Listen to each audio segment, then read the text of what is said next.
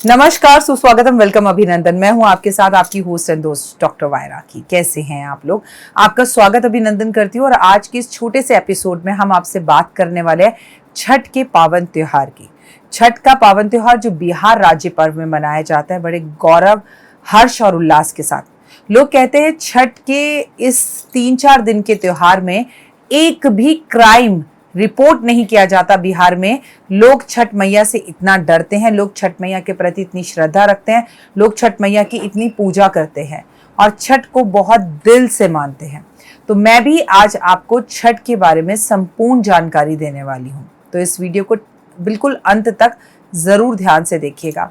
हो सकता है आपके यहाँ पर छठी मैया की पूजा ना की जाती हो, आपके यहाँ छठ का ये त्योहार ना मनाया जाता हो सकता है कि आप बिहार राज्य से ना हो, लेकिन यकीनन इसमें मैं आपको ऐसे जादुई उपाय बताऊंगी जो आपको सरकारी नौकरी दिला सकते हैं, जो आपका मनोबल बढ़ा सकते हैं, जो आपका कॉन्फिडेंस बहुत अच्छा कर सकते हैं और जो आपकी ज़िंदगी के अंदर बहुत सारी खुशियां लेकर आ सकते हैं। तो ये संपूर्ण जानकारी अगर आपको चाहिए तो इस वीडियो को अभी से लेकर आखिर तक देखिए। वैसे छठ का ये जो पावन त्योहार है, एक टाइम ऐसा था कि बिहार में मनाया जाता था, लेकिन अब पूरे विश्व में मनाया जाता है।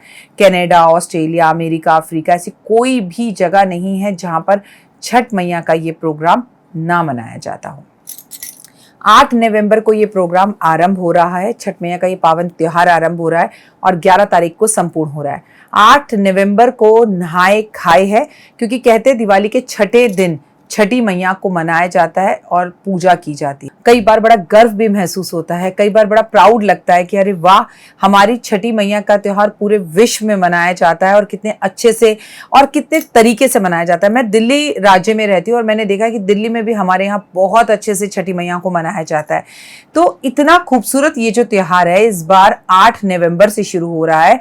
8 नवंबर को नहाए खाए है, 9 नवंबर को खरना है और 10 नवंबर को डूबते हुए सूरज की पूजा है और 11 नवंबर को जिस दिन छठी मैया का मेन त्योहार है उस दिन ये व्रत संपूर्ण होगा।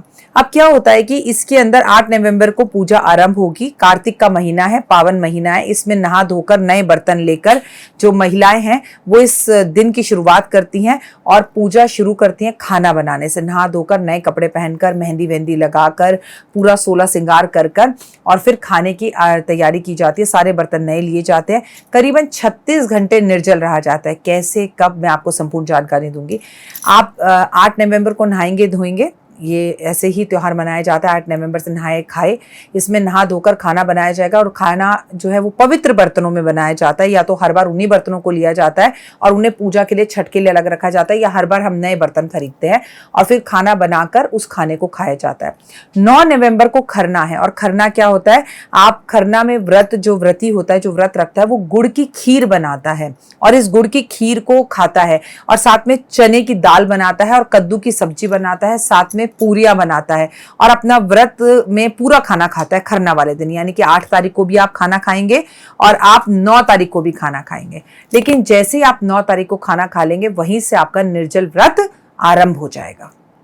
अब आप 10 तारीख की सुबह व्रती रहेंगे। आपके यहाँ पर चूड़ा बनाया जाएगा, आपके यहाँ पे ढोकला बनाया जाएगा, तरह तरह के व्यंजन बनाए जाएंगे, सब एकदम शुद्ध तरीके से बनाया जाएगा। व्रती इस समय पर किसी को छूता नहीं है, जमीन पर सोता है और बहुत ज्यादा सफाई का ध्यान भी रखता है और ये सब व्रत के व्यंजन बनाता है। लेकिन खुद वो व्रती, महिला हो या पुरुष हो, वो निर्जल रहता है। वैसे मैं आपको बता दूं कि ज्यादातर ये व्रत महिलाएं रखती हैं। ये व्रत आरंभ हुआ था बेटे के लिए, कि अगर आपको बेटे की प्राप्ति नहीं हो रही और आपकी इच्छा है कि आपको बेटा हो तो आप ये व्रत रखते हैं और व्रत में छठी मैया की पूजा करते हैं। छठी मैया सूर्य देवता की बहन है और उनसे कामना करते हैं कि मुझे ये जो है बेटा हो जाए तो मैं आपका ये व्रत रखूंगा। लेकिन हम जिस समाज में इस वक्त जी रहे हैं उस टाइम पे बेटा और बेटी के लिए कोई फर्क नहीं है। मैं ऐसी बहुत सारी बिहार की महिलाओं को जानती हूँ जिन्होंने स्पेशल ये व्रत रखा कि हे छठी मैया मुझे बेटी हो जाए, और उन्होंने इस व्रत को आरंभ किया और अभी तक कर रहे हैं। कहते हैं ये व्रत एक बार आप आरंभ कर ले तो इसे आपको 3 साल लगातार रखना पड़ता है और कई बार शादी के बाद आपकी सास भी इस व्रत को आपको रखवाती है, तो वो लगातार जिंदगी भर रखवाती हैं। इसमें सफाई और शुद्धि का बहुत ध्यान रखते हैं। कहते हैं बिहार के अंदर दिवाली के अगले दिन से लोग सड़कों पर झाड़ू लगाना शुरू कर देते हैं, लोग सड़कों को धोना शुरू कर देते हैं, लोग अपना पूरा पूरा टाइम ऑफिस से छुट्टी लेकर जो घाट होते हैं उन्हें सजाना शुरू कर देते हैं। और क्योंकि कई लोग जो है इस व्रती जब इस व्रत में घाट तक पहुंचते हैं तो वो लेट लेट कर पहुंचते हैं, उनकी मन्नत होती है कि वो लेट कर पहुंचेंगे। और इसमें बड़ी शिद्दत के साथ पूरे बिहार के अंदर ये पर्व मनाया जाता है। नए कपड़े खरीदना, घर को सजाना, खुद संवरना सजना। और वैसे बिहार में तीज भी मनाई जाती है, लेकिन तीज से भी बड़ा त्योहार ही है। आपको पता है ना, श्री कृष्ण भगवान की भी छठी मनाई गई थी और छठी मनाई जाती है आज भी। और आपके और हमारे घर में भी बच्चा पैदा होने के छठे दिन छठी को मनाया जाता है। तो क्या वो छठी और ये छठी मैया एक ही हैं? तो जवाब है हाँ। बच्चा पैदा होने के 6 दिन बाद जो पूजा पाठ अर्चना आराधना हम करते हैं, हमारे यहाँ बच्चे को पीले कपड़े पहनाए जाते हैं, हमारे यहाँ पर कड़ी चावल बनाए जाते हैं, वो यही छठी मैया है जो कि सूर्य देवता की बहन है। ऐसा कहा जाता है छठी मैया की अगर पूजा करी जाए तो बच्चा कभी कभी आपने देखा होगा डर कर रोने लगता है, डर कर जो है घबरा जाता है और माँ को ढूंढने लगता है, और कभी बेमतलब पे सोता सोता मुस्कुराता है। तो छठी मैया उसको उसके पूर्व जन्म के कर्म और बातें याद दिलाती हैं कि तूने पिछले जन्म में ये किया था। अच्छी बातों पर वो हंसता है और गलत बातों पर जब छठी मैया उसे डांटती हैं तो वो रोने लगता है। अगर हम छठे दिन बच्चे के पैदा होने के बाद छठी का त्यौहार मनाते हैं तो छठी मैया उसे आशीर्वाद देकर उसके सपने में आना बंद कर देती हैं। और श्री कृष्ण भगवान के जन्म के बाद भी छठी का ये पावन त्यौहार मनाया गया था, और हमारे यहाँ भी बच्चा होने के बाद छठी का ये पावन त्यौहार मनाया जाता है।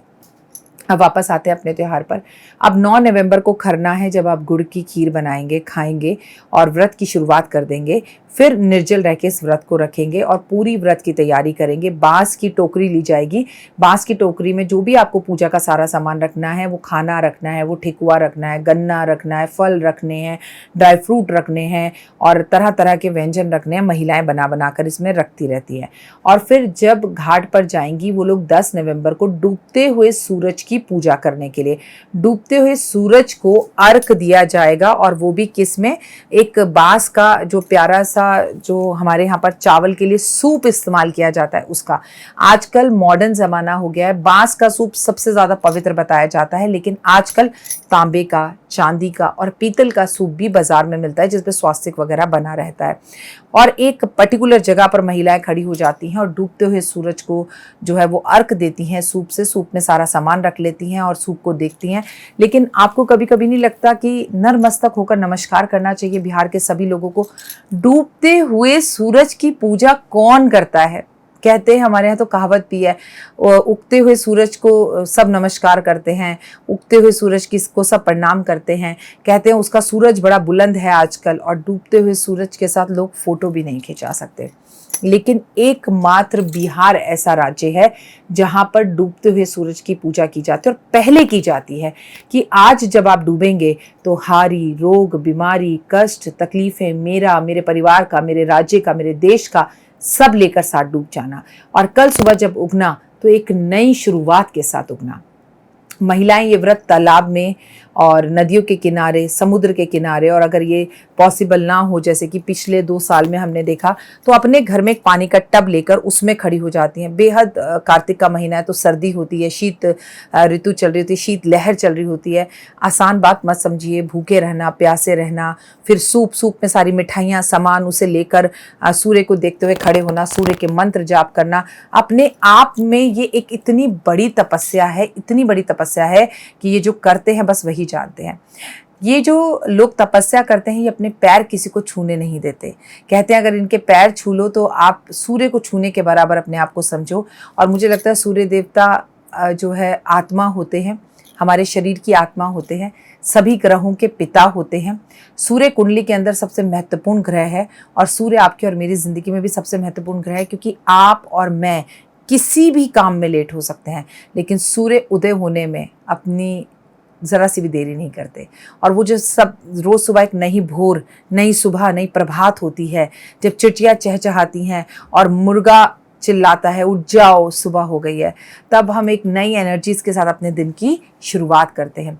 सूरज की पूजा करना अपने आप में और इतनी कठिन तपस्या करना कोई छोटी बात नहीं है, लेकिन ये आपकी ज़िंदगी बदल सकती है। अगर आपकी भी कोई मन्नत है तो आप बिहार राज्य से हैं या नहीं है, इस बार छठी मैया से वो मन्नत मांग लीजिए, फिर आपकी वो मन्नत पूरी हो जाएगी। तो अगले 3 साल तक छठी की पूजा कर लीजिएगा और कोई मुश्किल नहीं लगता। जहाँ चाहा है वहाँ रहा है, करना चाहेंगे और मन्नतें पूरी होंगी तो आप भी कर लेंगे। कहते हैं असंभव चीज़ें भी छठी मैया से मांगने पर पूरी हो जाती हैं। और ऐसा नहीं है कि आपको पहले व्रत करना है फिर आपकी मन्नत पूरी होगी। देखिए ये भी इस व्रत की खासियत है कि पहले आप मांग लीजिए सूर्य देवता से और उनकी बहन छठी मैया से, उसके बाद आप जो है उस विश को पूरा कीजिएगा। नहीं तो अक्सर ये होता है ना कि हम 16 सोमवार के व्रत रख रहे हैं, हमें पति अच्छा मिले, लेकिन एक मात्र ऐसी पूजा है पहले मनोकामना पूर्ण हो फिर भगवान के लिए आप करिएगा। तो अपने आप में बड़ा अनोखा और बड़ा ही अद्भुत व्रत है ये। तो भाई जो भी लोग ये व्रत करते हैं उन्हें शत नमन और कोटि कोटि प्रणाम है। अब अगले दिन सुबह 11 नवंबर की बात कर लेते हैं, जब छठ है। इस दिन आप सुबह उठेंगे, नहाएंगे धोएंगे और साफ फ्रेश कपड़े पहनकर और आप नदी के किनारे, तालाब के किनारे, समुद्र के किनारे या अपने घर के अंदर किसी टब में, छत पर, खुली जगह पर खड़े होकर, मैंने तो लोगों को देखा है कि लोग जो है अपनी ही घर के बगीचे में जो है इतना बड़ा गड्ढा कर लेते हैं, गड्ढा खोद कर उसे पूरा चिकना साफ करवा के उसमें पानी भर कर खड़े होते हैं और महिलाएं उसी में पूजा करती हैं। उसका भी अलग ही फल है, मतलब सिर्फ पानी में खड़े होकर अर्घ देने से है। और फिर 36 घंटे बाद महिलाएं अपना घर वापस लौट के व्रत खोलती हैं, भोजन ग्रहण करती हैं, मांग जो है वो नाक से भरना शुरू करती हैं, पूरी मांग भरती हैं, पूरे नियमों का पालन करती हैं, अपने औलाद के लिए, अपने बच्चे के लिए, अपने परिवार के लिए, अपने देश के लिए कई कई तरह से लोग मन्नतें मांगते हैं और इस पूजा को करते हैं।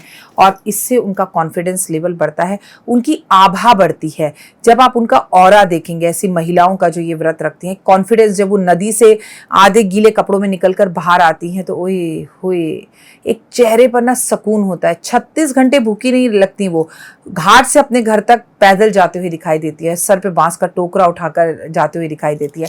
तो ये अपने आप में अद्भुत व्रत है।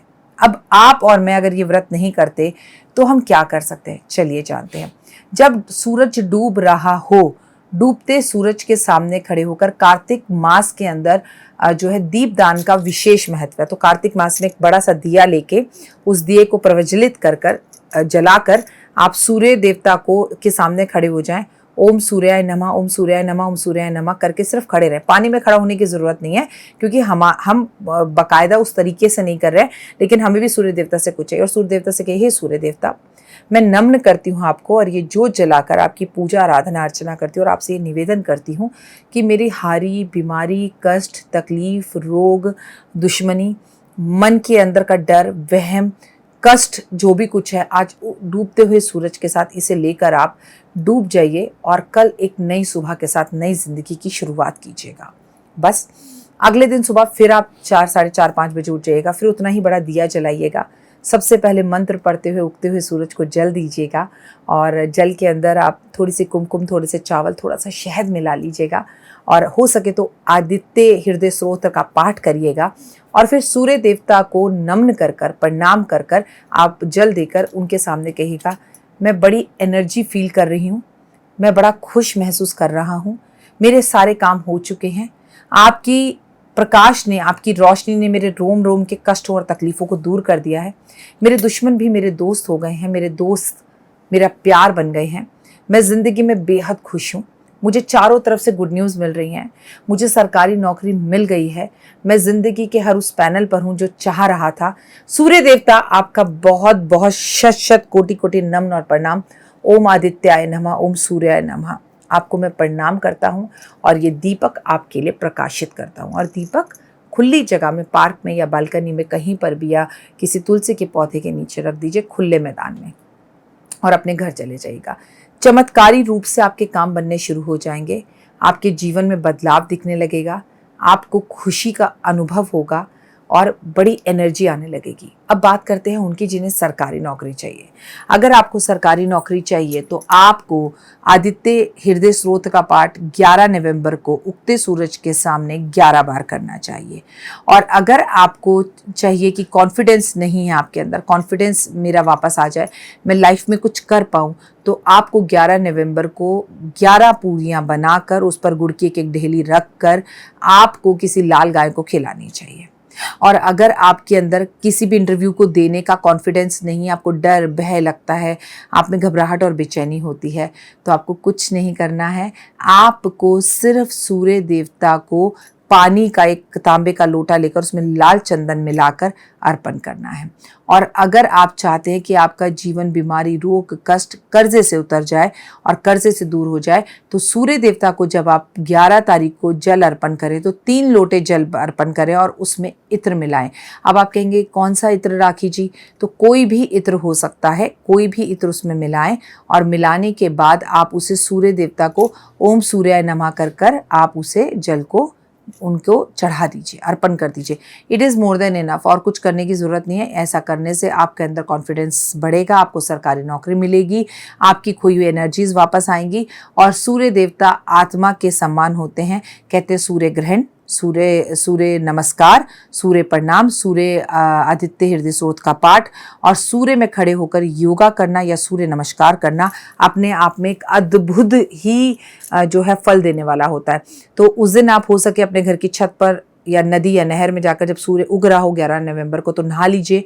और अगर संभव ना हो सके तो सूर्य नमस्कार कर लीजिए, संभव ना हो तो आदित्य हृदय स्रोत का पाठ कर लीजिए, संभव ना हो उससे बोल रही हूँ कि अगर पहले वाली बात संभव ना हो तो दूसरी कर लीजिए।